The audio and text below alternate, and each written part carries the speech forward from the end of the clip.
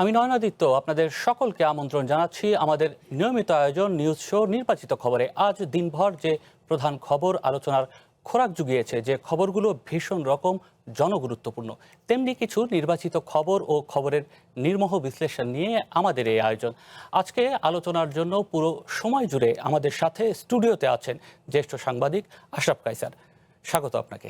ধন্যবাদ। আছেন north south বিশ্ববিদ্যালয়ের অর্থনীতি বিভাগের সহকারী অধ্যাপক ডক্টর শিব্বির আহমেদ। স্বাগত আপনাকেও। এছাড়াও আলোচনার নানা সময়ে একাধিক অতিথি যোগ দেবেন, জানাবেন মতামত আর বিশ্লেষণ। আজকে নির্বাচিত খবরে যে খবরটি নির্বাচন করেছি সেখানে বলা হচ্ছে, আমেরিকার প্রতি আস্থা রাখলে দীর্ঘমেয়াদে কখনোই ভুল হবে না। প্রধানমন্ত্রী তারেক রহমানের প্রথম রাষ্ট্রীয় সফরের ঠিক একদিন আগে এমন ইঙ্গিতপূর্ণ মন্তব্য করেছেন আমেরিকার রাষ্ট্রদূত ব্রেন্ট টি ক্রিস্টেনসেন। শনিবার পররাষ্ট্রমন্ত্রীর সাথে বৈঠক শেষে তিনি এই মন্তব্য করেন। অন্যদিকে প্রধানমন্ত্রীর পররাষ্ট্র উপদেষ্টা হুমায়ুন কবির বলেছেন, বাংলাদেশের পররাষ্ট্রনীতি বাইরের কেউ ঠিক করে দেবে না। এ নিয়ে একটি প্রতিবেদন আছে, চলুন দেখে আসি। সাপ্তাহিক ছুটির দিন হলেও 4টি দেশের রাষ্ট্রদূত ও হাই কমিশনার পররাষ্ট্রমন্ত্রীর সাথে সৌজন্য সাক্ষাৎ করতে পররাষ্ট্র মন্ত্রণালয়ে আসেন। দুপুর 1টার দিকে আসেন আমেরিকার রাষ্ট্রদূত ব্রেন্ট টি ক্রিস্টেনসেন। এরপর পর্যায়ক্রমে আসেন জাপান, ব্রিটেন এবং সুইডেনের দূত। প্রায় 1 ঘন্টা বৈঠকের পর বেরিয়ে যাবার সময় সাংবাদিকদের প্রশ্নের জবাবে বৈঠকটিকে একেবারেই হালকাভাবে উপস্থাপন করে ইঙ্গিতপূর্ণ কথা বলেন আমেরিকার রাষ্ট্রদূত। তিনি বলেন, পররাষ্ট্র মন্ত্রণালয়ে তিনি গুরুত্বপূর্ণ কারণে এসেছেন। গত রাতে বিশ্বকাপ ফুটবলে আমেরিকা অস্ট্রেলিয়াকে হারিয়ে দ্বিতীয় রাউন্ডে চলে গেছে। তাই পররাষ্ট্রমন্ত্রী ও সব বাংলাদেশিকে উৎসাহ দিতে এসেছেন যাতে তারা আমেরিকার সাথে থাকে। এরপরই তিনি বলেন, আমেরিকার প্রতি আস্থা রাখলে দীর্ঘমেয়াদে কেউ কখনো ভুল করবে না। Last night, the United States won a resounding victory over Australia in the World Cup, moving on to the next round. So I was here to encourage the foreign minister and all Bangladeshis to support the United States in the World Cup going forward, because you can never go wrong in the long run in betting on the United States. Thank you very much. প্রধানমন্ত্রীর Malaysia ও China সফরের ঠিক একদিন আগে আমেরিকার রাষ্ট্রদূতের এই কূটনৈতিক বার্তা ঠিক কিসের ইঙ্গিত তা নিয়ে প্রশ্ন ওঠে সংশ্লিষ্ট মহলে। তবে প্রধানমন্ত্রীর পররাষ্ট্র বিষয়ক উপদেষ্টা জানান, বাংলাদেশের এখন বিশ্বের সবার সাথে সবচেয়ে দারুণ কূটনৈতিক সম্পর্ক রয়েছে। দেশের স্বার্থে এবং প্রয়োজনে দ্বিপাক্ষিকভাবে যখন যেখানে যেতে হবে সেখানেই যাবে বাংলাদেশ। আমাদের দেশের ইন্টারেস্টে যখন যাইতে হবে যুক্তরাষ্ট্রে, আমরা যুক্তরাষ্ট্রে যাব। যখন আমাদের যাইতে হবে বেজিংয়ে যাব। যখন আমাদের যাইতে হবে, যখন টেম্পারেচার ডাউন হবে, যখন কন্ডিউসিভ অ্যাটমসফিয়ার হবে, আমরা ইন্ডিয়াতেও যাব, অসুবিধা নাই। মানে বিভিন্ন জায়গায় যাব, মিডল ইস্টে যাব। তো we will go on the basis of our national interest. আমাদেরকে তো কে কখন যাইতে হবে তো ওরা আমাদেরকে নোবডি উইল ডিকটেট। প্রথম রাষ্ট্রীয় সফর হিসেবে প্রধানমন্ত্রীর মালয়েশিয়া ও চায়না সফর বাংলাদেশকে কূটনৈতিকভাবে গুরুত্বপূর্ণ করে তুলবে বলে মনে করেন আন্তর্জাতিক সম্পর্ক বিশ্লেষক এম শাহিদুজ্জামান। বরং বাংলাদেশ একটা অ্যাক্টিভ প্লেয়ার। এই সফরের মাধ্যমে আমরা কিন্তু আন্তর্জাতিক কূটনীতিতে একটা অ্যাক্টিভ প্লেয়ার হিসেবে নিজেদের প্রমাণ করতে পারবো। ভারত আমাদেরকে তখন শ্রদ্ধার চোখে দেখবে, যেখানে আমাদের পররাষ্ট্রনীতি একেবারেই পদদলিত হয়েছিল ভারতের অধীনে। সেখান থেকে আমরা এই মালয়েশিয়া আর চীন সফরের মাধ্যমে বাংলাদেশ একটা নতুন আশার আলো দেখতে পাচ্ছে। আমরা একটা মধ্যবর্তী শক্তি হিসাবে সামরিক সামর্থ্যকে আরো অনেক গুণ বাড়াবো। রবিবার বিকেলে 6 দিনের রাষ্ট্রীয় সফরে মালয়েশিয়া যাবেন প্রধানমন্ত্রী। 22শে জুন রাতে মালয়েশিয়া থেকে 5 দিনের সফরে চায়না যাবেন তিনি। ঝুমি রহমান, ওয়ান নিউজ, ঢাকা। নিশ্চিতভাবেই আজকে যে বিষয়টি আলোচনা হচ্ছে, একই সঙ্গে প্রধানমন্ত্রীর যে রাষ্ট্রীয় সফর, এটি প্রথম রাষ্ট্রীয় সফর, দেশের বাইরে যাচ্ছেন। এটি 3 দেশের যদি বলি, নিশ্চিতভাবে একটি বড় গুরুত্বপূর্ণ সফরে। আশরাফ কায়সার, আপনাকে দিয়ে শুরু করতে চাই। প্রধানমন্ত্রী সফরের একদিন আগে এই ধরনের মন্তব্য, এটি আসলে কি কোনো ইঙ্গিত বহন করছে কিনা? প্রথমত বলি যে প্রধানমন্ত্রী মালয়েশিয়াতে যাচ্ছেন প্রথম রাষ্ট্র হিসেবে বিদেশ সফরে। এটি একটা ইঙ্গিতপূর্ণ ঘটনা। কেননা উনি কোথায় যান, ভারতে যান না, চায়নাতে যান না, আমেরিকাতে যান, এটি নিয়ে কিন্তু অনেক প্রশ্ন উঠেছিল। এবং এটা খুব স্বাভাবিক যে বোঝার চেষ্টা করবে নতুন সরকারের পররাষ্ট্রনীতি কোন দিকে ঝুঁকে আছে। সেই অর্থে মালয়েশিয়া সিলেক্ট করা এবং অফকোর্স একটি মধ্যবর্তী দেশ হিসেবে এবং যেখানে আমাদের শ্রম বাজার রয়েছে, যার সাথে আমাদের অর্থনৈতিক সম্পর্ক রয়েছে এবং মুসলিম ভ্রাতৃত্বের সম্পর্ক রয়েছে, এমন একটি দেশ সিলেকশন খুবই আমি বলবো যে ম্যাচিওর কাজ হয়েছে।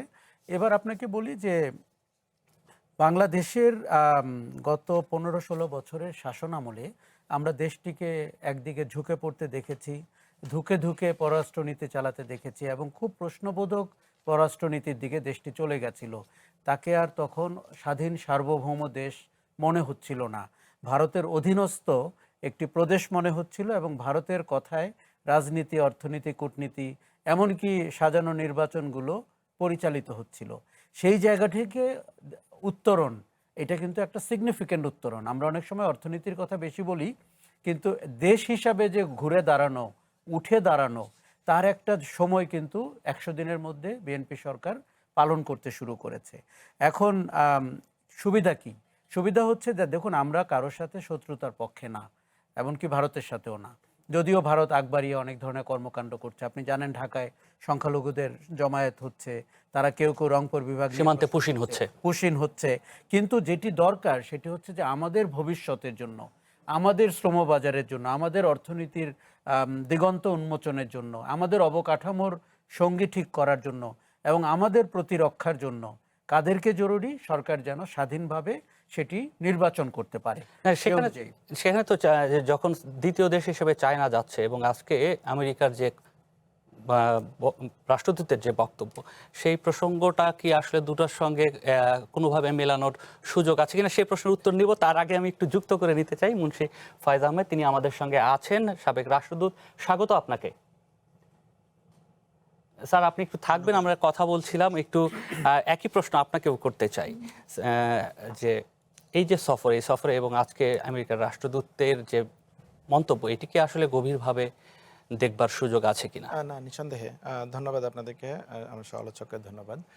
প্রধানমন্ত্রীর প্রথম সফর হিসেবে মালয়েশিয়া এবং চায়নাকে চুজ করা, এটা নিঃসন্দেহে একটা গুরুত্বপূর্ণ বার্তা এখানে আছে। যে আমরা যেমন প্রথম দেশ হিসেবে যদি ইভেন চায়নাও হতো, সেটা না হয়ে যে মালয়েশিয়া হলো, বা চায়না ইন্ডিয়াকে বাদ দিয়ে আমরা মালয়েশিয়ায় গেলাম, আমাদের যে ইন্টারেস্ট এবং সেখান থেকে আমাদের স্বাধীন পররাষ্ট্রনীতির যে একটা বার্তা পৌঁছে দেয়, যেটা আশরাফ কাসের ভাই বলছিলেন যে আমাদের তো আসলে পররাষ্ট্রনীতি বলতে ছিল আমরা একটা দেশের উপর ডিপেন্ডেন্ট, অনেকটা তাদের একটা অঙ্গরাজ্যের মতো, প্রদেশের মতো। আমাদের সাবেক পররাষ্ট্রমন্ত্রী বলছিলেন স্বামী স্ত্রীর মতো সম্পর্ক। তো সেরকম একটা নতজানু পররাষ্ট্রনীতি, যেখানে আমরা নিজেরা ডিসিশন নিচ্ছি না, আমাদের ডিসিশনগুলো সেখান থেকে ডিকটেট করছে, আমাদের নির্বাচনে ইভেন কে ক্যান্ডিডেট হবে সেটা পর্যন্ত তারা ডিকটেট করছে। এরকম একটা নতজানু পররাষ্ট্রনীতির জায়গা থেকে আমরা স্বাধীনভাবে চুজ করছি কাদের সাথে আমরা সম্পর্ক করব, কোথায় আমার ইন্টারেস্ট আছে, কার সাথে আমার রিলেশন কী হবে। এটা আমি মনে করি সরকারের জায়গা থেকে একটা বড় ধরনের বার্তা। এবং মালয়েশিয়ার সাথে আমাদের তো ঐতিহাসিকভাবে গুরুত্বপূর্ণ সম্পর্ক। আমাদের প্রায় 10 লাখের বেশি শ্রমিক মালয়েশিয়াতে আছে, বৈধই আছে 8 লাখের মতো মনে হয়, সম্ভবত এটা ডাবল হবে বৈধ বা যাদের পারমিট এখন শেষ হয়ে গেছে তারা সহ হিসাব করলে। এবং মালয়েশিয়ার জন্য বাংলাদেশ কিন্তু খুব ইম্পর্টেন্ট। কিন্তু মালয়েশিয়ার বিদেশি যত শ্রমিক আছে তার 37% হচ্ছে বাংলাদেশি। ইভেন ইন্দোনেশিয়া যে তাদের প্রতিবেশী রাষ্ট্র, তাদের সাথে অনেক এথনিক মিল আছে, তারপরেও ইন্দোনেশিয়া বাংলাদেশের চেয়ে কম ইন্দোনেশিয়ার শ্রমিক মালয়েশিয়াতে। তার মানে মালয়েশিয়ারও বাংলাদেশের সাথে গভীর সম্পর্ক আছে, দীর্ঘদিনের সম্পর্ক আছে। তো আমি মনে করি এটা আমাদের শ্রমবাজারের জন্য বা চায়নার সাথে বিনিয়োগের ক্ষেত্রে, চায়নার যে চট্টগ্রামে চীনা অঞ্চল করতে অর্থনৈতিক অঞ্চল করার প্ল্যান আছে, সেগুলোর ক্ষেত্রে এটা ডেফিনেটলি আমাদের অর্থনৈতিক এবং পররাষ্ট্রনীতির ক্ষেত্রে আমাদের জন্য মানে এটা একটা ভালো বার্তা। এবং এটা মাথা উঁচু করে একটা স্বাধীন সার্বভৌম দেশ হিসেবে দাঁড়ানোর জন্য একটা বার্তা আমি মনে করি। মুন্সি ফয়েজ আহমেদ, আমরা আলোচনা করছিলাম আজকে আমেরিকার যিনি রাষ্ট্রদূত, তিনি একটি মন্তব্য করেছেন, দীর্ঘমেয়াদে যুক্তরাষ্ট্রের অর্থাৎ আমেরিকার সাথে উপর আস্থা রাখলে কখনোই ভুল হওয়ার সম্ভাবনা নেই। এই যে প্রধানমন্ত্রীর প্রথম রাষ্ট্রীয় সফরের একদিন আগে এই ধরনের মন্তব্য, কি এটি কি কোনো ধরনের গভীরভাবে চিন্তা করবার খোরাক যোগাচ্ছে কিনা? আসলে তার বক্তব্যের মধ্যে নিশ্চয়ই একটা ইঙ্গিত আছে। তার বলার চেষ্টাটা হচ্ছে যে আমরা যেন আরো মার্কিন যুক্তরাষ্ট্রের আরো কাছাকাছি হওয়ার চেষ্টা করি, তাহলে আমরা ভালো থাকবো। কিন্তু তার কথাতেই যে সবকিছু হবে তা তো নয়, কারণ বাংলাদেশ তো দেখেছে মার্কিন যুক্তরাষ্ট্রের বিভিন্ন দেশের সাথে যে সম্পর্ক আছে, তার নিজের যে ঘনিষ্ঠ মিত্র আছে তাদের সাথেই তার সম্পর্ক ঠিক নাই। তো সুতরাং এই ধরনের কথা বলাটা তার বলার, সে রাষ্ট্রদূত হিসেবে বলতেই পারে, কিন্তু আমরা যে সেই কথায় উঠবো বসবো এটা মনে করার কোনো কারণ নাই। আমাদের আগের বক্তারা যে কথাগুলো বললেন, যে আমাদের জাতীয় স্বার্থে যেটা আমরা ভালো মনে করছি সেটা করছি, এবং সেই পরিমাণ একটা স্বাধীনতা দেখানোর মতন আমাদের যে ইয়ে আছে, শক্তি আছে, সাহস আছে, সেইটাই আমি মনে করি যে একটা বড় ব্যাপার। এবং সেই জন্য এই যে চীনে বা ভারতে না যে আমাদের প্রধানমন্ত্রী প্রথম মালয়েশিয়া গেলেন, এটার মধ্যে একটা স্পষ্ট ইঙ্গিত আছে যে হ্যাঁ, চীন, ভারত, রাশিয়া, জাপান এরা সবাই অনেক বড়, মার্কিন যুক্তরাষ্ট্র অত্যন্ত বড় বড় দেশ, আমাদের অর্থনীতিতে বা অন্য বিভিন্ন ক্ষেত্রে তাদের অবদান হয়তো অনেক বেশি। মালয়েশিয়াতে আমাদের ভালো সম্পর্ক, গুরুত্বপূর্ণ সম্পর্ক, কিন্তু নিশ্চয়ই চীন বা ভারতের সাথে ওটাকে তুলনা করা যায় না। তারপরে উনি আগে মালয়েশিয়া গেলেন, এটা একটা খুব বড় ব্যাপার যে হ্যাঁ, আমরা ঠিক করব কখন আমরা কোথায় যাব, এবং চীন বা ভারত এদের মধ্যে আমরা কোনো কাউকে বাঁচতে চাই না, আমাদের সুযোগ মতন আমরা যেখানে পারবো সেখানেই যাব, এবং আমাদের দেশের স্বার্থে আমরা কাজ করব, সেই ইঙ্গিতটা খুব পরিষ্কার এই সফরের মধ্যে দিয়ে আমরা পাচ্ছি। আমি আপনাকে আরেকটি প্রশ্ন করতে চাই যে আমরা এর আগে যেটি দেখেছিলাম যে হয়তো বলা ভুল হবে কিনা যে শ্যাম রাখি না কুল রাখি, এই ধরনের একটি জায়গা আমাদের ছিল যে সকল পক্ষের সাথেই আমাদের বন্ধুত্ব থাকবে। এই অবস্থান থেকে কি আসলে বাংলাদেশ সরে আসছে? নিজেদের অবস্থান কি ভিন্ন জায়গায় নিয়ে যাওয়ার চেষ্টা করছে পররাষ্ট্রনীতির জায়গা থেকে? তা মনে করি না। আমি মনে করি যে সকল রাষ্ট্রের সাথে বন্ধুত্ব থাকবে, এইটাই বারবার প্রমাণ করছে বাংলাদেশ, আগেও প্রমাণ করেছে। আমরা যেমন আগের সরকারকে অনেক তার সমালোচনার সুযোগ আছে, তার পররাষ্ট্র নীতিতেও অনেক সমস্যা ছিল, কিন্তু একটা জিনিস খেয়াল করতে হবে, ভারতের সাথে গভীর সম্পর্ক সত্ত্বেও চীনের সাথে যে বাংলাদেশের সম্পর্ক এখন যে পর্যায়ে পৌঁছেছে, সেটা কিন্তু আগের সরকারের সময় হয়েছে। যে তাদের সাথে ব্যবসা বাণিজ্য, বিনিয়োগ, অন্যান্য বিভিন্ন ক্ষেত্রে যে তাদের সাথে সহযোগিতা, এটা কিন্তু ওই আগের সরকারের সময় বেশি এগিয়েছে। তারপরে রাশিয়া, জাপান, সিঙ্গাপুর, এমনকি মার্কিন যুক্তরাষ্ট্রের সাথে 4 স্তরের যে ডায়ালগের ব্যবস্থা হয়েছে, সেটাও তো আগের সরকারের সময় আছে। শেষের দিকে এসে মার্কিন যুক্তরাষ্ট্রের সাথে সম্পর্কটা কিছুটা আমরা মনে করি টানাপোড়েনের মধ্যে পড়ে গেছিল। কিন্তু সুতরাং ওইভাবে দেখাটা, আমাদেরকে একটু নির্মোহ হতে হবে। আমাদের দেশের কি বলে, পররাষ্ট্রনীতি রোজ রোজ পাল্টাবে না। আমাদের পররাষ্ট্র নীতির ক্ষেত্রে আমাদের যে স্বার্থ, সেটাও রোজ রোজ পাল্টায় না, সেটা মোটামুটি স্থায়ী থাকে, স্থির থাকে। সেই জন্য আমাদের পররাষ্ট্র নীতিতে আমরা ওই যেটা আগে থেকে চালু হয়ে আছে, অনেক আগে থেকেই আমরা এটা ফলো করার চেষ্টা করছি। সবসময় হয়তো একই রকম ভাবে করা সম্ভব হয়নি। সেটা হচ্ছে যে সবার সাথেই আমরা বন্ধুত্ব করব, সবার সাথে আমাদের সহযোগিতা থাকবে, এবং কারোর সাথে শত্রুতা করব না। এই যে আমাদের যে নীতি আমরা পররাষ্ট্র নীতিতে ফলো করে এসেছি, এটা কিন্তু সব সরকারের সময় করার চেষ্টা করা হয়েছে।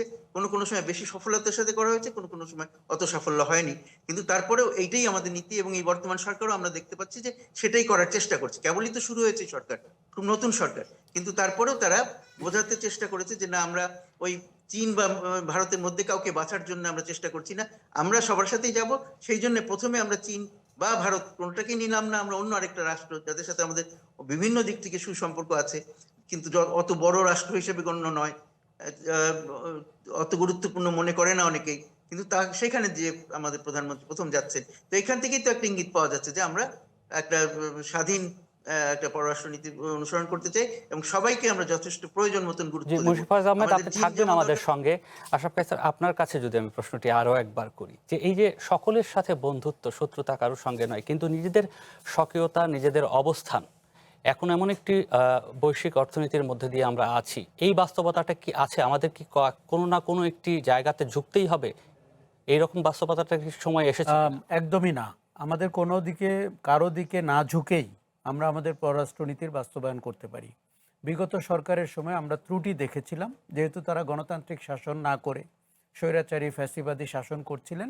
তাদের ঝুঁকে পড়ার কারণ ছিল তাদের নিজেদের ক্ষমতা টিকিয়ে রাখার স্বার্থে। দেখুন, বন্ধুত্ব মানে কিন্তু দাসত্ব না, এটাও মনে রাখতে হবে। আবার কারোর সাথে শত্রুতা মানে যে আমি আমার সম্মান আদায় করতে চাই মানে কিন্তু শত্রুতা না।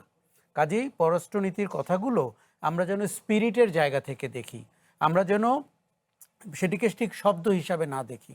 আমি মনে করি বাংলাদেশের জন্য এই নীতি হচ্ছে বেস্ট পলিসি, কারণ আপনি তো আগ বাড়িয়ে কারোর সাথে শত্রুতা করতে চাচ্ছেন না, আর আপনি সম্মানের সাথে সবার সাথে বন্ধুত্ব রাখতে চান। ভারতের ব্যাপারে এই কথাটুকু বারবার আসছে এই কারণে, দেখুন আমরা গত 2 বছরে ভারতের কার্যক্রম দেখেছি। এই যে অন্তর্বর্তী সরকার, জুলাই অভ্যুত্থান, তাকে মেনে না নিয়ে এটিকে একটি জঙ্গি অভ্যুত্থান, বাংলাদেশ আফগানিস্তান হয়ে গেছে, প্রফেসর ইউনূস জঙ্গিদের নেতা, ওই সরকারের সাথে তারা কোনো কাজ করবে না, নির্বাচিত সরকারের সাথে করবে। একটি দেশ কিন্তু ঠিক করতে পারে না আমাদের দেশের জনগণ যাকে সরকার বানাবে তাকেই তো আপনার কাজ করতে হবে। কাজেই ভারতের দিক থেকেই সমস্যাগুলো বেশি বলে আমি মনে করি। বাংলাদেশ বরং তার ঋত গৌরব ফিরিয়ে আনার চেষ্টা করেছে, যে সাবসার্ভিয়েন্ট পরিস্থিতি থেকে একটা স্বাধীন জায়গায়।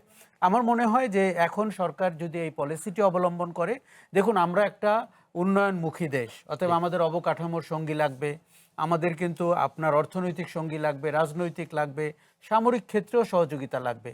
আপনি খেয়াল করবেন যে এই দেশগুলোর নাম আমরা এখন বলছি, তার সাথে আরও একটি দেশ এখন যুক্ত হয়েছে, সেটি হচ্ছে তুরস্ক।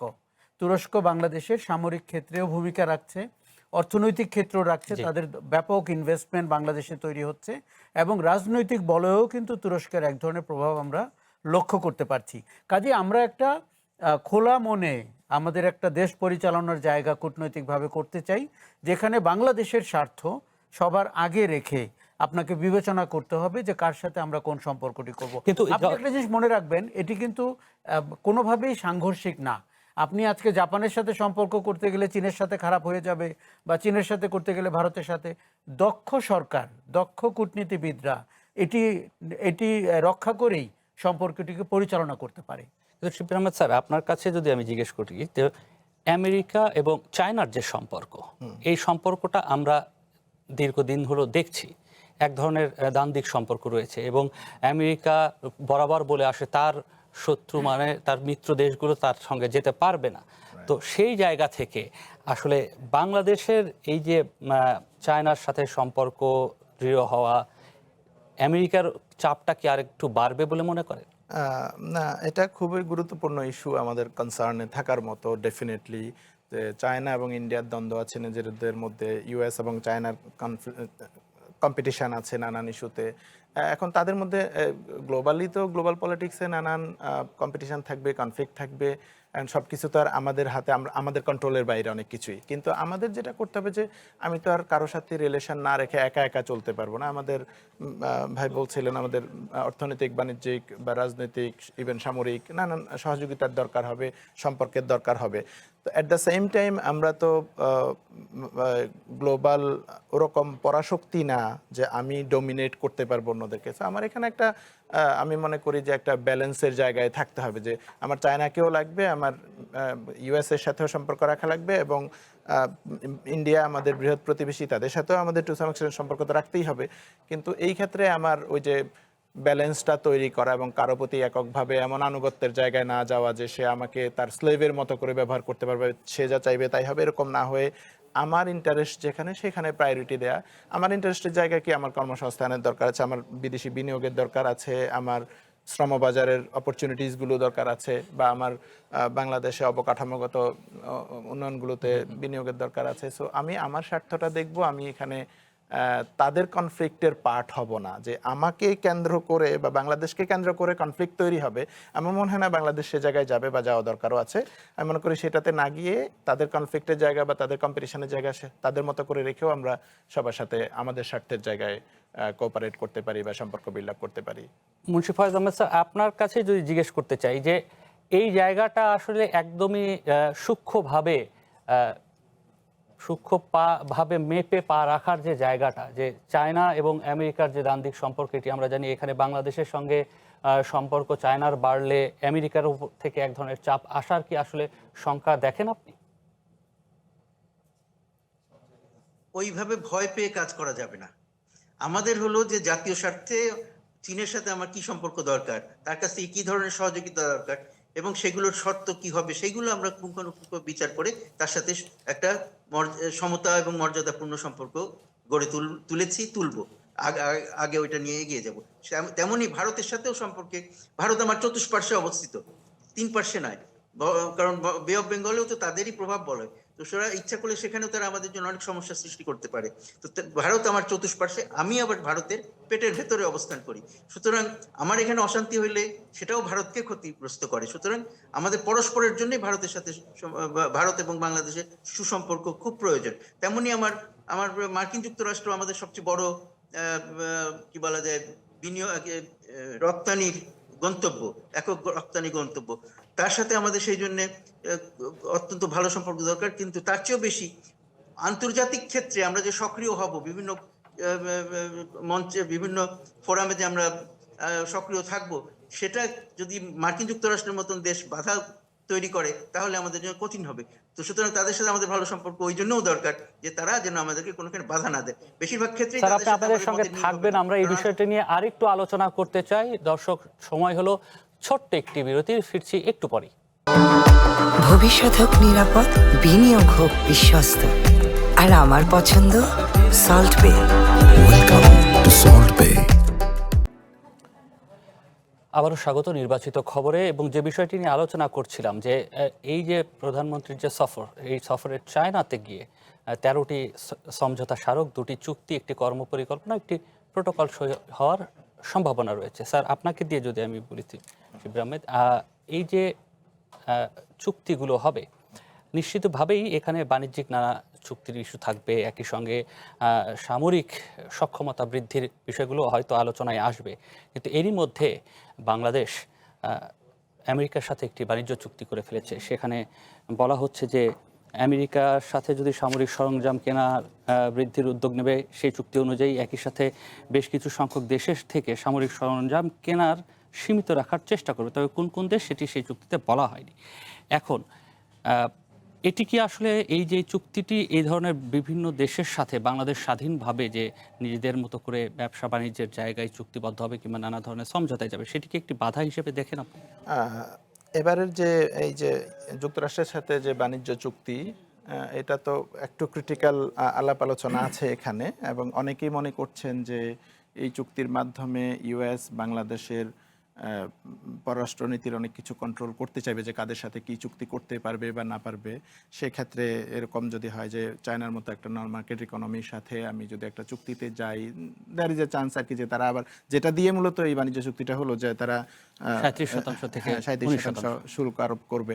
এখন তারা যদি রিটেলেট করতে চায় যে হ্যাঁ তারা আবার শুল্ক বাড়িয়ে দিবে বা এ ধরনের একটা চান্স আছে, নাই তা না, একটা ঝুঁকি থেকে যায়। কিন্তু এটাকে আবার যে ওই ভয়ে থেকে আমি আর কিছুই করব না, ওটা থেকে বের হয়ে বরং আমরা আমাদের ইন্টারেস্টটা দেখবো। এখন ডেফিনেটলি যুক্তরাষ্ট্র আমাদের রপ্তানি বাজারের জন্য সবচেয়ে বড় বাজার, at the same time China কিন্তু সবচেয়ে বড় বিনিয়োগকারী, বিশেষ করে আমাদের অবকাঠামোগুলোর জন্য।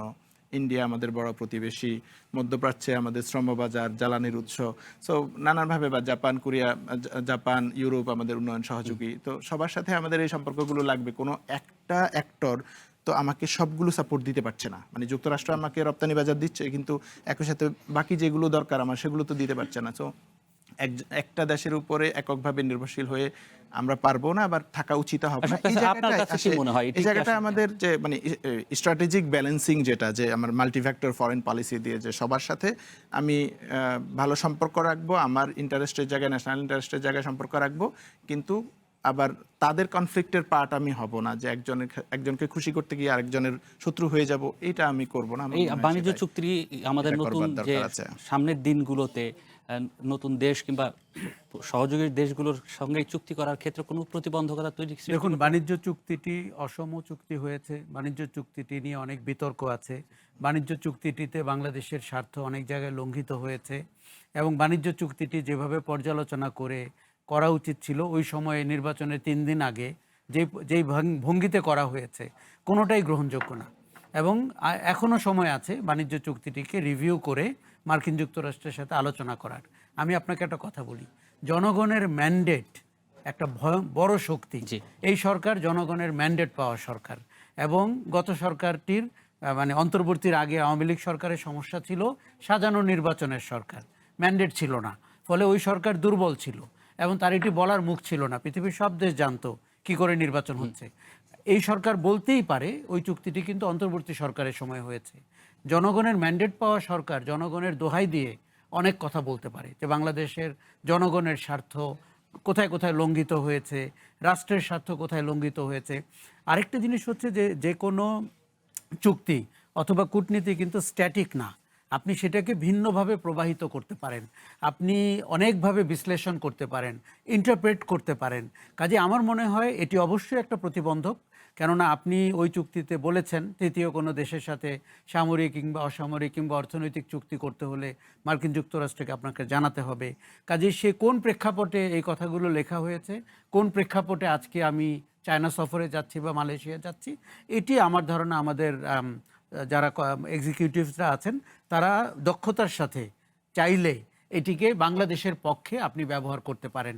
এটি নিশ্চিতভাবেই চুক্তিটি ভবিষ্যতের জন্য পর্যালোচনার দাবি রাখে এবং আমি মনে করি যে রাগঢাক করার চেয়ে অন্তর্বর্তী সরকার যেভাবে করেছেন এটি দৃষ্টিকটু ছিল এবং তার চেয়ে এই চুক্তির ব্যাপারে জনগণকে অবহিত করা একটি জনগণের সরকারের জন্য ভালো পদক্ষেপ বলে আমি মনে করি। মন্ত্রী ফয়েজ আহমেদ, এই যে বাণিজ্য চুক্তি এবং পরবর্তী বাংলাদেশের যে নানা ধরনের বৈদেশিক উদ্যোগ কিংবা বিদেশি রাষ্ট্রের সাথে সমঝোতা সহ নানা বাণিজ্যিক উদ্যোগ, সেটি কি আসলে আপনি মনে করেন যে প্রতিবন্ধকতার মধ্যে পড়বে এবং সেটিকে যেটি বলছিলেন আশরাফ কায়সার যে ডিপ্লোমেসির মধ্যে দিয়ে সেটিকে আবার অন্যভাবে প্রবাহিত করার সুযোগ থাকে? আপনার অভিজ্ঞতা কি বলে? আমিও তাই মনে করি যে একটা চুক্তি ভুল একটা চুক্তি হয়েছে বা অসম চুক্তি হয়েছে বলে ওটাতে বেঁধে থাকতে হবে এমন কোনো কথা নাই। যেহেতু জনগণের ম্যান্ডেট আছে, সুতরাং সরকার সাহসী পদক্ষেপ নিতেই পারে। তারা মার্কিন যুক্তরাষ্ট্রের সাথে আমাদের সম্পর্কের ব্যাপারে 4টা ডায়ালগের ব্যবস্থা আছে, 4 স্তরের। সেই ডায়ালগের মাধ্যমে এই জিনিসগুলো পরিষ্কার করে বলতে হবে, দেখো এটা যাই করেছো এটার মধ্যে অনেক ভুলভ্রান্তি আছে, সেগুলো আমাদের শুধরায় নিতে হবে এবং এই জিনিসগুলো আমাদের স্বার্থের পরিপন্থী, এগুলো আমরা মানতে পারবো না। সেটা বলবার মতো শক্তি আমাদের থাকতে হবে। সেটা ভারত হোক, সেটা যুক্তরাষ্ট্র হোক আর চীন হোক, সবার সাথেই আমরা এইটুকু সাহস শক্তি আমাদের আছে বলে আমি মনে করি এবং আমি নিশ্চিত যে আমাদের সরকার সেটা করতে পারবে। আর তাছাড়া যেহেতু বিভিন্ন দেশের সাথে আমাদের সব যোগাযোগগুলো আবার নতুন করে গতি সঞ্চার করছে, গতি পাচ্ছে, সুতরাং আমাদের এইখানে কাজ করবার ক্ষমতাও আর দিনে দিনে বৃদ্ধি পাবে। আমি মনে করি যে তাড়াহুড়ো করে যে চুক্তিটা করা হয়েছে সেটাকে মেনে চলতেই হবে, এমন কোনো ব্যাপার নাই এবং সেটা আমরা পরিষ্কার করে যেখানে যেখানে সমস্যা আছে সেগুলো মার্কিন যুক্তরাষ্ট্রকে বলেও দিতে পারবো আমরা। তাতে আমার মনে হয় না যে কোনো অসুবিধা আছে। ভয় পেলেই আমরা যদি ভয় না পেয়ে আমাদের জাতীয় স্বার্থে কাজ করি তাহলে কেউ আমাদের কোনো রকম ক্ষতি করতে পারবে বলে আমি মনে করি না। ধন্যবাদ আপনাকে এত রাতে আমাদেরকে সময় দেওয়ার জন্য। আমরা একটু পরবর্তী প্রসঙ্গে যেতে চাই। আজকে সচিবালয়ে একটি অনুষ্ঠানে স্বরাষ্ট্রমন্ত্রী সালাউদ্দিন আহমেদ বলেছেন, আওয়ামী লীগ কোনো রাজনৈতিক দল নয়, এটি একটি মাফিয়া পার্টি। রাজনৈতিক কার্যক্রম নিষিদ্ধ এই দলটির প্রতিষ্ঠা বার্ষিকীকে কেন্দ্র করে অস্থিতিশীলতার শঙ্কা জানিয়ে স্বরাষ্ট্রমন্ত্রী বলেছেন, সারা দেশে পুলিশকে সতর্ক থাকতে বলা হয়েছে। এ নিয়ে একটি প্রতিবেদন আছে, প্রতিবেদনটি একটু দেখে আসতে চাই। ভবিষ্যৎ হোক নিরাপদ, বিনিয়োগ হোক বিশ্বস্ত, আর আমার পছন্দ সল্ট বে। Welcome to Salt Bay. গত মঙ্গলবার সকালে রাজধানীর আদাবরের একটি দোকানে ঢুকে বিকাশ এজেন্ট শফিকুল ইসলামকে প্রকাশ্য কুপিয়ে টাকা ও মোবাইল ফোন ছিনিয়ে নেয় দুর্বৃত্তরা। ঘটনার 12 ঘন্টার মধ্যে পুলিশ ছিনতাই চক্রের 4 সদস্যকে আইনের আওতায় আনে। এই অভিযানে 2 পুলিশ সদস্য আহতও হন। জীবন বাজি রেখে কাজ করা সেই পুলিশ সদস্যদের সহ বিভিন্ন কাজে সফলতার জন্য 15 জন পুলিশ সদস্যকে সম্মাননা দিল স্বরাষ্ট্র মন্ত্রণালয়। আজকে 15 জনকে আমরা পুরস্কৃত করছি আনুষ্ঠানিকভাবে।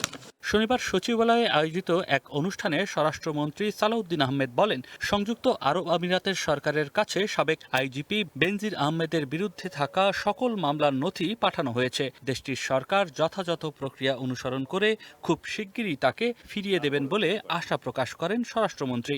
সমস্ত কাগজপত্র, ওয়ারেন্ট, মামলার বিবরণী সহ এখানে অনেক কাগজ দিতে হয়, সেগুলো আবার আরবিতে ট্রান্সলেট করতে হয়। ইট টুক অনলি 3 days, 30 দিন না। এটাই হচ্ছে স্বরাষ্ট্র মন্ত্রণালয়ের বর্তমান গতি। তা আমরা আশা করি গভর্নমেন্ট যথাযথ প্রক্রিয়া অনুসরণ করে খুব শিগগির তাকে ফেরত দেওয়ার ব্যবস্থা করবে। আমরা পার্সুয়েশনে থাকবো। এক প্রশ্নের জবাবে মন্ত্রী বলেন, কার্যক্রম নিষিদ্ধ আওয়ামী লীগের প্রতিষ্ঠা বার্ষিকীকে কেন্দ্র করে অস্থিতিশীলতা সৃষ্টির শঙ্কা আছে, তাই সারা দেশে পুলিশকে সতর্ক থাকতে বলা হয়েছে। আমরা তো পলিটিক্যালি বলি যে it is no political party, এটা একটা মাফিয়া পার্টি। তো তারা বাংলাদেশে অশৃঙ্খলা অস্থিরতা সৃষ্টি করতে চাইবে, তো পুলিশ বাহিনী তার দায়িত্ব পালন করবে, সেজন্য অ্যালার্ট করা হয়েছে সারা দেশে। এ সময় স্বরাষ্ট্রমন্ত্রী বলেন, পুরস্কারের পাশাপাশি পুলিশের যে সকল সদস্য নিষ্ক্রিয় থাকবে, দায়িত্বে অবহেলা করবে, দুর্নীতি করবে, জনস্বার্থে কাজ না করে অনিষ্ট করবে, তাদেরকে শাস্তির আওতায় আনা হবে। সেই বিষয়ে আমরা কঠোর থাকব। নয়ন আদিত্য, ওয়ান নিউজ, ঢাকা। আশরাফ কায়সার, আপনি কি মনে করেন যে আওয়ামী লীগ নিষিদ্ধ, কার্যক্রম নিষিদ্ধ আওয়ামী লীগ, রাজনৈতিক কার্যক্রম নিষিদ্ধ আওয়ামী লীগ 23 জুন সারা দেশে অস্থিতিশীল পরিস্থিতি তৈরি করতে পারে? আমরা দেখছি বিভিন্ন জায়গায় বিচ্ছিন্নভাবে ঝটিকা মিছিল, কোথাও কোথাও ককটেল বিস্ফোরণ করে মিছিল করা হচ্ছে এবং এটি প্রবণতাটা কিছুটা কমেছিল। আমরা দেখেছিলাম ইন্টারিম গভর্নমেন্টের সময় অনেকটা বেশি ছিল, পরের দিকে এসে এখন আবার দেখছি হঠাৎ দুই এক জায়গায় হচ্ছে। সেই আশঙ্কার জায়গাটা আসলে কতটুকু? দেখুন, আওয়ামী লীগের চরিত্র কি সেটি আপনি 15 বছর দেখেছেন। তারা সরকারে গেলে বিরোধী মত কিভাবে দমন করে, কিভাবে আয়নাঘর তৈরি করে, গুম খুন করে এবং বিএনপির মতো বা অন্যান্য বিরোধী দলকে কিভাবে নিশ্চিহ্ন করার চেষ্টা করেছে। আর 2 বছর আগে 2 মাসে আমরা বা 1 মাস 1.5 মাসে আমরা দেখেছি তারা গণহত্যা করেছে। তারা মানে আমাদের যে আন্দোলনকারীরা ছিল তাদেরকে ষড়যন্ত্রকারী বলেছে, জঙ্গি বলেছে, কি না করেছে। এই দলটির রাজনৈতিক চরিত্র, এটা আমার মনে হয় এদেশের মানুষ মোটামুটি জানে। এখন আপনার একটা প্রশ্ন হচ্ছে যে সে তো দলীয় কার্যক্রম নিষিদ্ধ। এখন আমি মনে করি যে দলীয় কার্যক্রম এক্সিকিউটিভ অর্ডারে নিষিদ্ধ করে অনেক সময় হিতে বিপরীত হয়। আমরা জামাত ইসলামের ক্ষেত্রে দেখেছি, অতীতেও দেখেছি। কাজেই এটাকে একটা কৌশল নিতে হবে যে তাদের অনুশোচনা হয় কিনা, এবং যারা যদিও ওই 1.5 মাসে বাংলাদেশের সব প্রান্তেই আওয়ামী লীগের সন্ত্রাসীরা, ছাত্রলীগ, যুবলীগ, আওয়ামী লীগ তারা অস্ত্র হাতে নিয়েছিল, পুলিশ এবং র্যাবের সাথে তারাও ছিল, এগুলো আমরা সবাই দেখেছি। কাজেই এরকম একটি আপনি এখন উইচ হান্টিংয়ের জায়গাটা কিভাবে করবেন, যে কে খারাপ ছিল, কে ভালো ছিল, কাকে আপনি রাজনৈতিক অধিকার ফিরিয়ে দিবেন, কাদেরকে রাজনীতি করতে দিবেন না, বিচারের আওতায় আনবেন, এটি অত্যন্ত দক্ষতার সাথে আপনার করতে হবে। আমি কিন্তু আওয়ামী লীগের রাজনৈতিক দল হিসাবে আগামীতে কার্যক্রমের পক্ষে, কিন্তু যাচাই বাছাই ছাড়া তাকে আপনার মাঠে নামতে দেওয়ার কোনো সুযোগ নেই। আরেকটা জিনিস হচ্ছে, যারা হুকুমের আসামি, যারা হত্যাকারী, যারা হত্যার আদেশ দিয়েছেন শেখ হাসিনা এবং টপ কমান্ডারদের আপনার বিচার করতে হবে, নালে বাংলাদেশে এই কালে তাদের বেশিরভাগই তো দেশের বাইরে, নিশ্চিত দেশের বাইরে, কিন্তু তারা দলের যখন নেতৃস্থানীয় দেশের বাইরে থাকে, পালিয়ে থাকে, এবং তাদের নেতাকর্মীরা যখন দেশে, এক ধরনের অরক্ষিত শব্দ বললে কি ভুল হবে? এই অবস্থায় কি তাদের আসলে জমায়েত করে কি ওই ধরনের কার্যক্রম পরিচালনার সুযোগ আছে? আমি আপনাকে বলি, কোনোভাবেই সেই সুযোগ নাই। আওয়ামী লীগ যে প্রচারণাটি করছে এটি আসলে প্রোপাগান্ডা। তারা শেখ হাসিনা আসবেন, নেতারা আসবেন, কোনোদিন আসবেন না, এবং তারা কর্মীদেরকে রাজপথে নামতে বলছেন যাতে তারা একটা জায়গা পায়। কর্মীরা বিভ্রান্ত হচ্ছেন এবং ভুল বুঝছেন। আর আওয়ামী লীগের টাকা পয়সা আছে, আপনি জানেন দেশ থেকে অনেক লুট করেছে তারা বিভিন্নভাবে, তাদের হাতে অস্ত্রপাতি আছে। ফলে ওইটার আপনি যে গত 2-3 মাসে আমরা যে তাদের মহড়াগুলো দেখলাম, এমনকি মহাখালীতেও দেখলাম, ঢাকা শহরের কেন্দ্রে, এটি কিন্তু প্রমাণ করে যে আওয়ামী লীগ নিয়মতান্ত্রিক রাজনীতির পথে হাঁটছে না, আওয়ামী লীগ সন্ত্রাসী রাজনীতির পথে হাঁটছে। কাজে আপনাকে খুব সতর্ক থাকতে হবে। আমি আপনাকে একটা কথা বলি, তার হয়তো সাংগঠনিক শক্তি নেই এবং কর্মীরা দিনের আলোতে আসার মতো সাহসও নেই, কিন্তু তার নাশকতা করার শক্তি আছে। এবং সমস্যাটি হচ্ছে যে নাশকতা একটি জায়গায় ঘটলে মানুষের মধ্যে একটা ভীতিও সঞ্চার হবে। আর সোশ্যাল মিডিয়াতে তো আমরা জানি যে আপনি ঘরে বসে থেকে কত কিছু লিখতে পারেন, বলতে পারেন। আওয়ামী লীগ এখন একটা প্রোপাগান্ডার রাজনীতি করছে। আওয়ামী লীগ মূলত ফেসবুক লীগ, ওইটাকে অবলম্বন করে কর্মীদেরকে বিভ্রান্ত করে তাদের যে অর্জিত টাকা পয়সা আছে সেটি দিয়ে মাঠে নামিয়ে তারা এক ধরনের নাশকতা করে দেশকে অস্থিতিশীল করার চেষ্টা করতে পারে। সেই ক্ষেত্রে প্রতিষ্ঠাবার্ষিকীর সংখ্যাটি কিন্তু আমি আমলে নিচ্ছি, কেননা আমরা দেখেছি তারা কি করে বড় করে আগে প্রতিষ্ঠাবার্ষিকী করত। কাজে এইবার সেই সুযোগটি তারা নেওয়ার চেষ্টা করবে, এবং এই ব্যাপারে আমার মনে হয় সতর্ক থাকতে হবে। আপনি একটা কথা বললেন এর মধ্যে, যে যদি বাদ দিয়ে কিংবা ছেঁচে আওয়ামী লীগের আবার রাজনীতিতে আসার পক্ষে আপনি মাফিয়া কিংবা তাদের যে বিগত সময়ের যে কর্মকাণ্ড, সেই কর্মকাণ্ড দিয়ে যদি তাদের রাজনীতি বন্ধ করে দেন, সেই ক্ষেত্রে বুমেরাং হওয়ার সুযোগ তৈরি হয়, যেটা আমি জামাতের কথা আপনি উদাহরণ হিসেবে নিয়ে আসলেন। কিন্তু সেই ছাঁকনিটা, সেইটি আসলে কিভাবে হবে? মানে না, সেটি দেখুন, বাংলাদেশ কিন্তু একটা সৃজনশীল উদ্ভাবনী দেশ। আমরা ব্যাক টু ব্যাক এলসি করেছি, তত্ত্বাবধায়ক সরকারের মতো বিধান বা আমরা চিন্তা করতে পেরেছি। আওয়ামী লীগের জন্য একটা রাজনৈতিক ছাঁকনি এবং আইনগত ছাঁকনি এবং বিচার বিভাগের দিক থেকে আপনাকে বের করতে হবে। দেখুন, তারা আমাদের একদম নিকট অতীতের ঘটনা, আমাদের কাছে ছবি আছে, ভিডিও আছে, সমস্ত ঘটনা আছে। আপনি চিহ্নিত করে ফেলেন যে কারা মূল আসামি, কারা অপরাধগুলো ঘটিয়েছেন, কাদেরকে কোনোদিন আর রাজনীতিতে আপনি জায়গা দিতে চান না, এবং যাদের বিচার হওয়া দরকার এবং দৃষ্টান্তমূলক বিচার হওয়া দরকার। তো কঠিন কাজ, কিন্তু কোনো একভাবে এই ছাঁকনিটি দাঁড় করাতে হবে। আমার ধারণা দলের ভেতরে অনেক লোকজন আছেন যারা অনুতপ্ত, যারা ওই সময়েও ভালো অবস্থায় ছিল না। আপনি জানেন যে ওই সময়ে আওয়ামী লীগের ত্যাগী কর্মী নেতাদের চেয়ে হাইব্রিড এবং অনেকটা পরগাছা, তারা কিন্তু অনেকটা ভালো জায়গা পেয়ে গেছিল। কাজেই আমি বলছি যে আপাতত তাদের নাশকতার জায়গাটি আপনাকে খেয়াল করতে হবে। তাদের ভেতরে যেটি ঘটছে, যে কারণে কাজটি করতে অনেক সমস্যা হবে, আমরা কোনো অনুশোচনা দেখছি না। তারা বরং বলছে এটি ষড়যন্ত্র ছিল।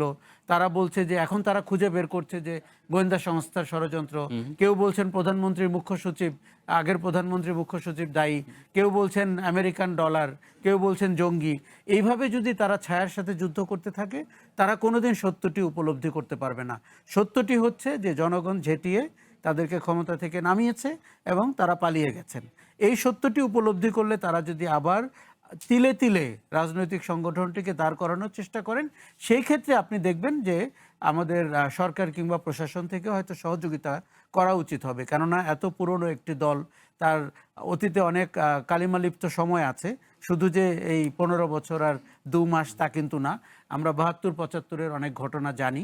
কাজেই এই দলটিকে শুদ্ধি অভিযানের ভেতর দিয়ে নিয়ে তার রাজনীতি করার একটি জায়গা তৈরি করলে আমার মনে হয় ডক্টর শিববির আহমেদ, আপনি অর্থনীতির মানুষ, আপনি কি এই প্রসঙ্গে কোনো কিছু যুক্ত করতে চান?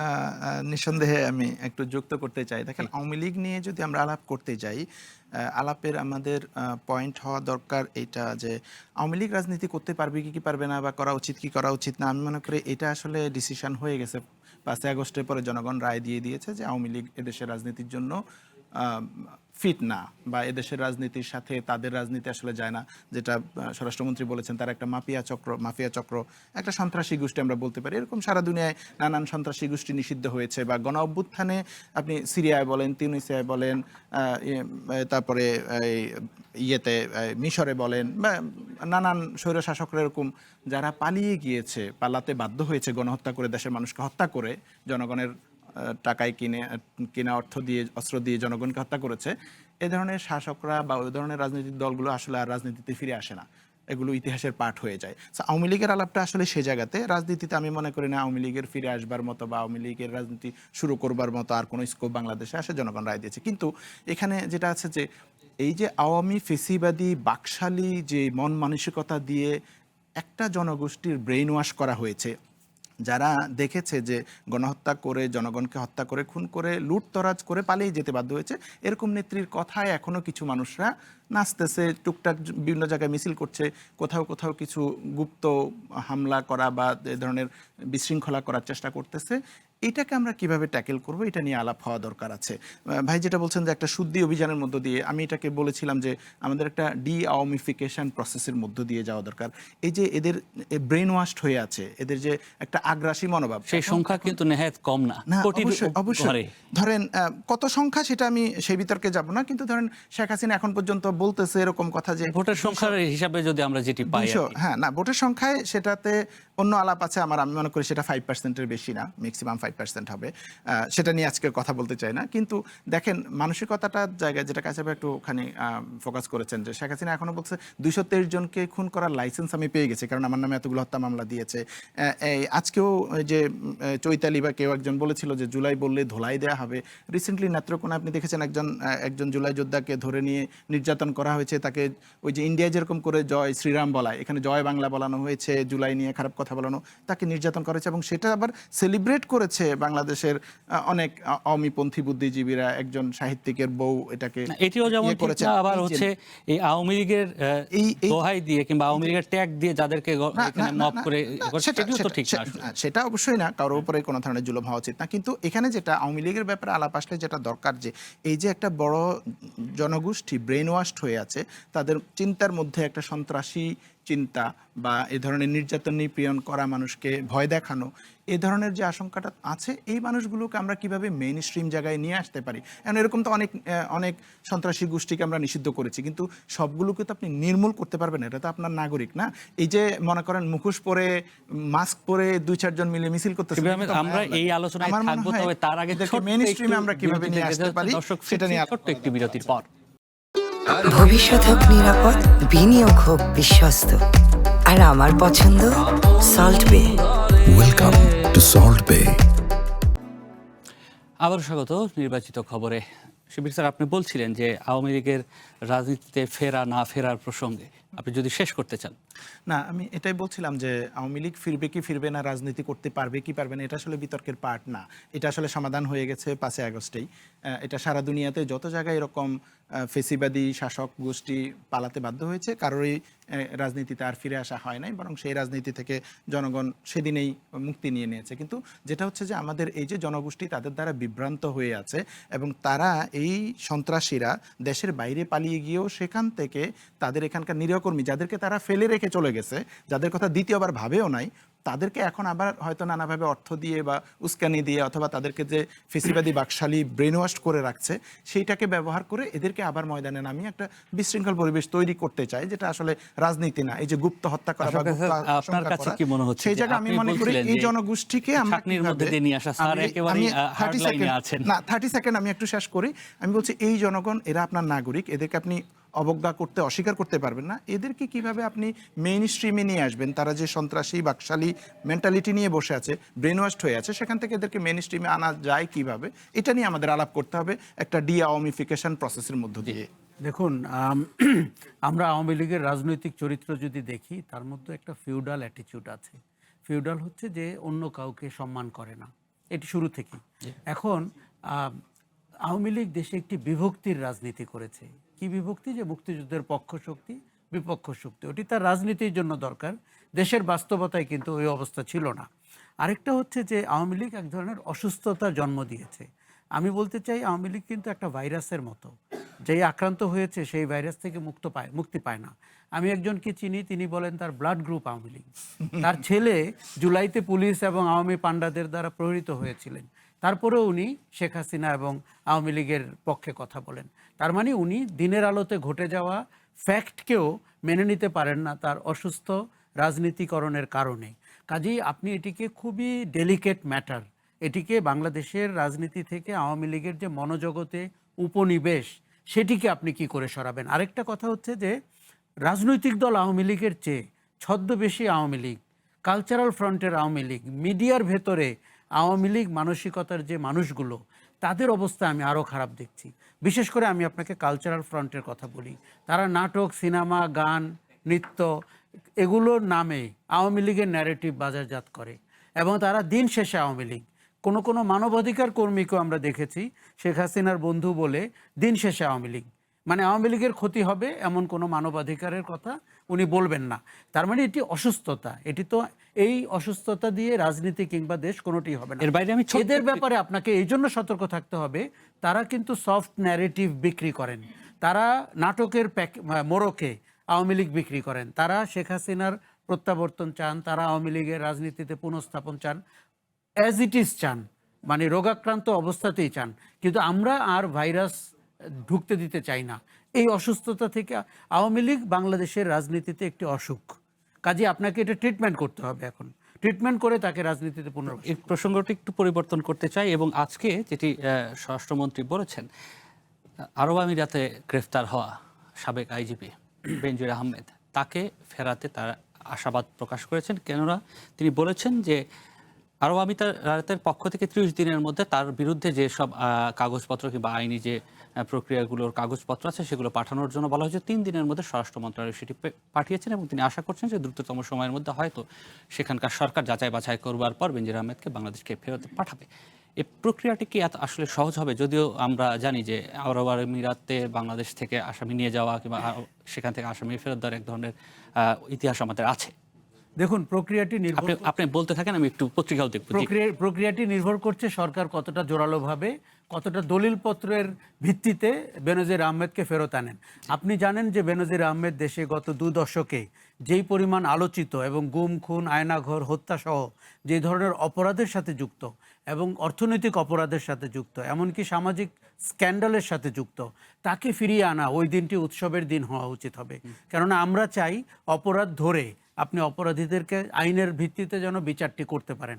আমরা এরকম দানব পুলিশের ভেতরে তো নাই, সমাজে কিংবা রাজনীতিতে আর হোক, এটি আমরা চাই না। তার সম্পর্কে ভালো কথা বলার কিন্তু কোনো ভালো ইনসিডেন্ট আমরা শুনিনি। এই যে অপকর্ম করা, দুর্নীতি করা, এটি তো আমাদের সরকারের অংশ হতে পারে না। তারপরও দেখেন, সে কিন্তু পুলিশ বাহিনীর প্রধান ছিল। যেই পুলিশকে আমরা বলি জনগণের বন্ধু, যে নাকি ন্যায়নিষ্ঠ হবে, আইন প্রয়োগে নিরপেক্ষ হবে, সেখান থেকে এরকম দানব শেখ হাসিনার শাসনামলে তৈরি করা হয়েছিল এবং তারা একে অন্যকে সহযোগিতা করেছেন। তাকে যদি দেশে ফেরত আনা যায়, সেই ক্ষেত্রে তার কাছ থেকেও কি নতুন কোনো তথ্য বের করার সুযোগ? আমি মনে করি যে প্যান্ডোরার বক্স ওপেন হবে বেনজির আহমেদকে দেশে ফেরত আনলে। তার মুখ দিয়ে আপনি অনেক কথা পাবেন, কারণ সে সাথে সাথে তখন বলতে শুরু করবে তিনি কাদের হয়ে কাজ করেছেন, তার অর্থবিত্ত কোথায় গেছে এবং যে সমস্ত ভয়ঙ্কর অপরাধ উনি ঘটিয়েছেন সেগুলোর রাজনৈতিক উদ্দেশ্য কী ছিল। এগুলোতে এমন চাঞ্চল্যকর ঘটনা বেরিয়ে আসতে পারে, আমাদের গত 2 বছরের অনুসন্ধানকে ছাপিয়ে যেতে পারে। সবই নির্ভর করছে যে আপনি পেশাদারিত্বের সাথে কাজটি করেন কিনা। এখন আমাদের সমাজে অনেক সময় হয় কে কাকে চেনে, তার অর্থবিত্ত আছে, কাউকে কনভিন্স করে ফেলা, এর কোনো কিছু যেন বেনজির আহমেদের ক্ষেত্রে না ঘটে। দেখুন, একটি বাহিনী বেঁচে যাবে যদি বেনজির আহমেদকে আপনি আইনের আওতায় ঠিক মতো আনতে পারেন। একটি দেশ বেঁচে যাবে। আমাদের একটা দুর্দান্ত সময় নষ্ট হয়েছে বেনজির আহমেদের মতো এইরকম মানে অবয়ব সমাজে ছিল বলে। আমরা একটু পত্রিকা দেখতে চাই, আজকের শীর্ষ পত্রিকাগুলোর যেগুলো আছে। প্রথমে দেখতে চাই প্রথম আলো, এবং প্রথম আলোতে বলছে যে খেলার খবর তো তাদের রয়েছেই, এর বাইরে যে খবরটি আমি যদি দেখি, কারখানা বন্ধ কারখানায় বিনিয়োগ চান প্রধানমন্ত্রী, যেটি শিরোনাম রেখেছে। এর বাইরে যুদ্ধবিরতি চুক্তি লঙ্ঘনের অভিযোগ, হরমুজ প্রণালী বন্ধের ঘোষণা ইরানের। এর বাইরে এমপি হানজালা কেন সালিশে উত্তেজিত হয়ে বললেন সবগুলারে খায়া হালামু, এটি তার আঞ্চলিক যে এবং আমরা এই ভিডিওটি দেখেছি, সেটি হয়তো কোনো একটি উঠান বৈঠক কিংবা এরকম কোনো জায়গায় উত্তেজিত হয়ে কথা বলছেন। এর কারণ কি সেটি আমরা জানি না। এর বাইরে মতামত, একটি প্রথম আলোর মতামতে যেটি দেখছি, প্রতিমন্ত্রী মীর শাহে আলমকে নিয়ে কেন এত বিতর্ক। কয়েকদিন হলো আপনি দেখছিলেন যে নানা বিতর্ক রয়েছে। এর বাইরে এর পরের পত্রিকা বিবিসি বাংলা একটু দেখে আসতে চাই, এবং সেখানে বলছে আওয়ামী লীগের প্রতিষ্ঠাবার্ষিকী ঘিরে দেশ জুড়ে পুলিশের সতর্কতার কারণ কি, যে বিষয়টি নিয়ে আমরা কথা বলছিলাম এতক্ষণ। এর বাইরে হরমুজ প্রণালীর বন্ধের প্রসঙ্গটি রয়েছে, যেসব ঘটনায় আলোচনায় স্থানীয় সরকার প্রতিমন্ত্রী মীর শাহে আলম, সে খবরটিও রয়েছে। একই সঙ্গে হজ ব্যবস্থাপনায় অনিয়ম, দুর্নীতি, কোরবানির টাকা আত্মসাতের অভিযোগ। এই প্রতিবেদনটি আমি দেখেছি, যেটি এবারের হজের সময় আসলে বিভিন্ন বাংলাদেশ থেকে যাওয়া হজ যারা করতে গেছেন তাদের টাকা নিয়ে, সেই টাকাটি আসলে কোরবানির জন্য নেওয়া হয়েছে। সেটি কোরবানির তালিকায়, সেখানকার যে তালিকা, সেই তালিকায় এই হজ যাত্রীদের নাম ছিল না। এটি একটি প্রতিবেদন, এটি বিবিসির একটি প্রতিবেদন। পরের পত্রিকা যুগান্তরে একটু দেখতে চাই। যুগান্তর একইভাবে প্রথমেই একদমই ব্যানার করে রেখেছে বিশ্বকাপ ফুটবলের কথা। অন্যদিকে বন্ধ ও লোকসানি রাষ্ট্রায়ত্ত কারখানার পুনরুজ্জীবনে বিনিয়োগকারীদের সব ধরনের সহায়তার আশ্বাস প্রধানমন্ত্রী, যে প্রসঙ্গটি আমরা দেখলাম এর আগের পত্রিকাটিতেও। চাঁপাইনবাবগঞ্জ সীমান্তে 20 জনকে পুশিনের চেষ্টা প্রতিহত করল বিজেপি, এবং এই যে নতুন যে একটি ধরনের চাপ সৃষ্টি করা এবং পুরো আমাদের সীমান্ত জুড়ে এই একই কাজ করছে। এবং সেটি নিয়ে আমরা একটি বিষয়, বিজিবি এবং বিএসএফ মহাসচিব তাদের প্রধানের যে বৈঠক হলো, সেই বৈঠকের আসলে আলোচনায় কি এসেছে, আউটকাম সেটি কিন্তু আমরা এখন পর্যন্ত জানিনি। সরকারের পক্ষ থেকে এবং বিজেপির পক্ষ থেকে সেটি বলা হয়নি। নতুন বেতন কাঠামোতে আরও যেসব সুবিধা পাবেন সরকারি চাকরিজীবীরা, প্রসঙ্গটি রয়েছে। এবং পরের পত্রিকা সমকালে একটু দেখে নিতে চাই, এখানেও একইভাবে ওয়ার্ল্ড কাপের খবর, এবং এখানে খেলাধুলার পাশাপাশি লেখাপড়াতেও এগিয়ে যেতে হবে প্রধানমন্ত্রী। এটি মনে হয় প্রাথমিক স্কুলের শিক্ষার্থীদের যে আজকে ফুটবল টুর্নামেন্ট হলো, সেখানে হয়তো এই বক্তব্যটি দিয়েছেন। যুদ্ধবিরতির কয়েক ঘন্টার পর লেবাননে ইসরায়েলি হামলা, এটি যেমন রয়েছে। জাতিকে দেয়া কথা বিএনপি রাখেনি, জামায়াতের আমির, এটি সমাবেশে আজকে তিনি কথাটি বলেছেন। এবং মানব জমিন একটু দেখে আসতে চাই। একের পর এক খুন, ছিনতাই, জনমনে আতঙ্ক, নিশ্চিতভাবেই সারা দেশের যে আইনশৃঙ্খলা পরিস্থিতির অবস্থা সেটি নিয়ে এইটি একটি প্রতিবেদন করেছেন। একই সঙ্গে ডেঙ্গু বাড়ার শঙ্কা কি করছে ঢাকার 2 সিটি কর্পোরেশন, সেটি নিয়েও তাদের একটি প্রতিবেদন রয়েছে। এবং আপনাদের দুজনকেই ধন্যবাদ জানাতে চাই এত রাতে আমাদের সঙ্গে যুক্ত হবার জন্য। একই সঙ্গে আমরা এখানেই শেষ করতে হচ্ছে। আগামীকাল ঠিক একই সময় আমরা আবারও ফিরে আসব। ততক্ষণ আমাদের সাথেই থাকবেন। শুভরাত্রি।